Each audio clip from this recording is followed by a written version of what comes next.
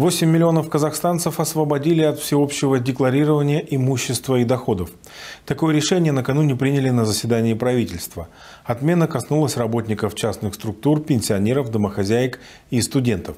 Но имеются и исключения. К примеру, если человек приобретает имущество, стоимость которого превышает 20 тысяч МРП, ему необходимо будет предоставить налоговый отчет. Все подробности в материале моих коллег. С 2021 года в стране началось поэтапное всеобщее декларирование. С каждым годом в систему входили все новые и новые категории граждан.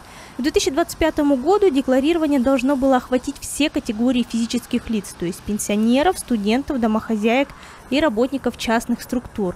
Однако было принято решение от этого их освободить. При этом, если у них имеются активы за пределами страны, налоговый отчет придется предоставить. Декларацию о доходах и имуществе будут предоставлять частные нотариусы, адвокаты, то есть лица, кто занимается частной практикой, также кто получил самостоятельно доход, который необходимо обложить самостоятельно налогом, да, они должны будут 270-ю декларацию предоставлять. Также у кого есть банковские счета за пределами Республики Казахстан и имущество за пределами Республики Казахстан, им тогда нужно будет декларацию о доходах и имуществе предоставлять. Также, если человек приобрел имущество, стоимость которого превышает 20 тысяч МРП, сегодня это 74 миллиона тенге, обязан будет предоставить декларацию.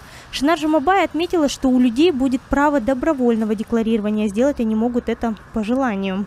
Также она рассказала, что будет осуществляться и налоговый контроль. Сейчас разрабатывается механизм получения сведений от всех цифровых баз данных, в том числе банков второго уровня. Иванов приобретает себе квартиру за 40 миллионов тенге. Органы государственных доходов сопоставляют, смотрят, да, вот он получил за отчетный календарный год, допустим, всего лишь 5 миллионов тенге.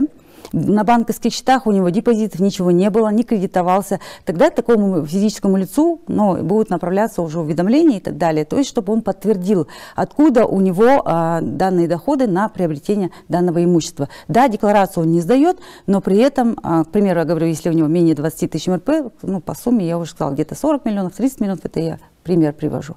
Да, таким лицам будут вопросы. Декларирование сохранится для государственных служащих, индивидуальных предпринимателей и руководителей квазигоссектора.